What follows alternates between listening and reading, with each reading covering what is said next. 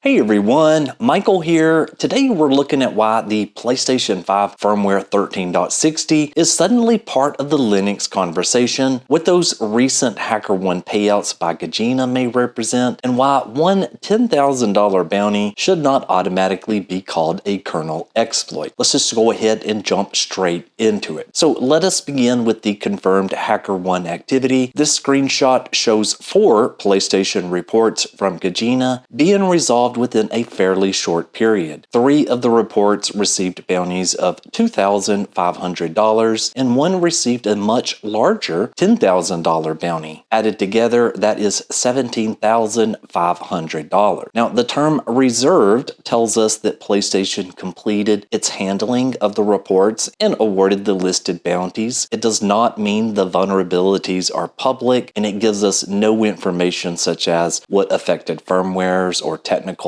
details that may come with it. And so that means we cannot look at the screenshot and declare that Gezine has a new kernel exploit, hypervisor exploit, or a complete jailbreak chain. What we can say is that PlayStation considered all the 4 findings meaningful enough to pay for, and that one of them was accessed at a substantially higher bounty than the other 3. The payout patterns is interesting, but the amounts alone cannot identify what each bug does. So here is where we can take a careful comparison without presenting speculation as a fact. So Gezine previously recorded a $2,500 bounty for a disclosed BDJ privilege escalation report. That work became useful as a userland entry point, and in simple terms, it provided a way to begin executing controlled code, but it was not a kernel exploit by itself. Because the 3 new reports received the same amount, they may represent medium severity vulnerabilities or useful chain components. They could be userland issues, privilege escalation bugs, sandbox escapes, or something different. Their exact roles remain private. The $10,000 report naturally attracts more attention. Public PlayStation history shows that awards at that level can involve kernel vulnerabilities or other high-impact security boundaries. But that is still not proof. Gezine directly addressed this in Discord by saying, quote, 10K does not mean it's a kernel bug. That is the correct way to frame it. A $10,000 report could be kernel related, but the bounty amount does not establish that classification. So until the report is disclosed or more technical evidence appears, its role is unknown. For comparison, this is what a confirmed $10,000 kernel exploit report looks like. And so we can see MasterMaind, or I believe that's how you pronounce it, received a $10,000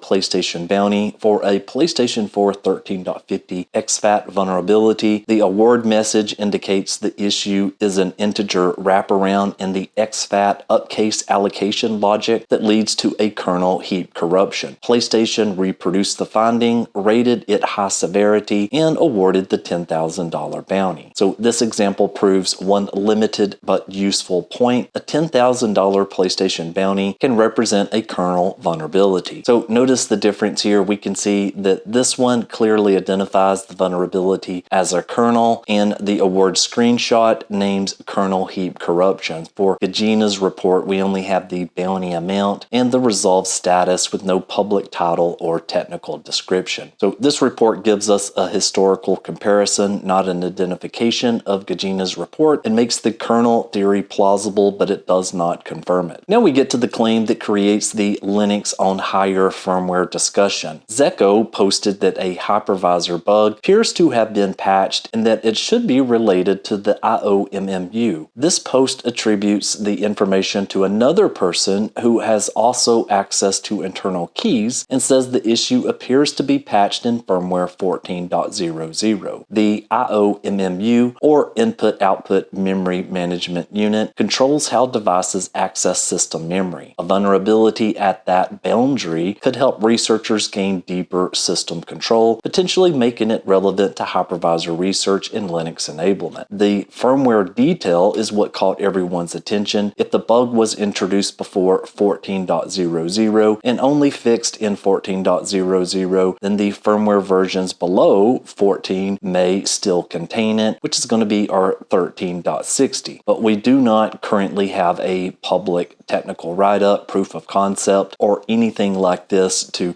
make a chain between this and one of Gezine's HackerOne report. For now, this is a potentially important claim, but not a disclosed exploit. So why is firmware 13.60 specifically being discussed? The original post mentioned staying on 13.42 and below. Sonic ISO responded that the intended version was probably 13.60, and I absolutely agree. And he said that development could mean Linux on higher firmware if it proves fruitful. That interpretation makes sense to me if the suspected hypervisor issue remains present through 13.60 and is patched in 14.00. It would place 13.60 on the potentially vulnerable side of the boundary. So if you have one of these systems, do not update it. But also do keep in mind here that the highest public PS5 kernel exploit is on firmware 12.70. A hypervisor or IOMMU vulnerability does not automatically provide the kernel access needed to use it. So this is why Linux on PlayStation 5 13.60 is a possibility to watch. It's not announced, but if you have one of those systems and you have the ability to take it offline, I would do so right now. To make that clearer, here is the complete chain that would generally be needed. Step 1 is a userland entry point that could come through a browser, application, game, or disk-based path that allows controlled code execution. Step 2 is a kernel exploit. This moves beyond the restricted userland environment and provides much deeper control over the operating system. For firmware 13.60, this is the most obvious missing public component right now because the currently discussed public coverage stops at 12.70. Step 3 is access involving the hypervisor, IOMMU, or another security boundary that prevents the level of hardware control Linux needs. The newly reported claim could potentially matter here, but the actual primitive, supported firmware range, and method of use are not public. And then step 4 is Linux enablement. Developers still need to build and test the implementation, support various PlayStation 5 hardware, handle device access, and so much more. One promising vulnerability is important, but again, it's not the same thing as a complete, reliable Linux release. Is Linux on PS5 coming soon? The honest answer is maybe eventually, but the evidence does not support saying that it is imminent. We know that 4 PlayStation HackerOne reports from Gezine were resolved for a combined $17,500, and that we know that one report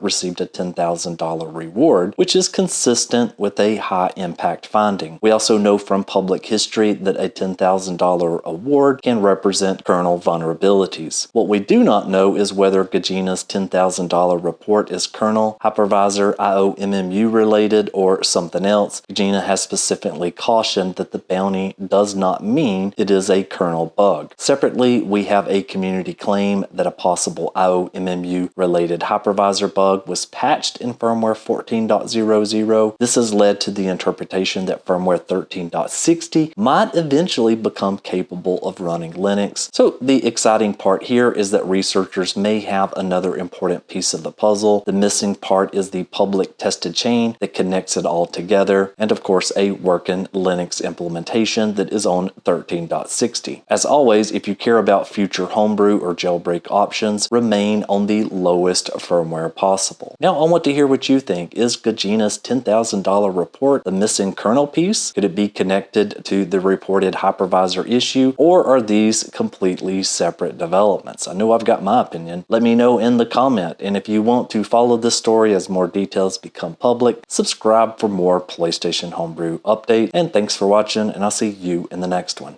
Michael, out!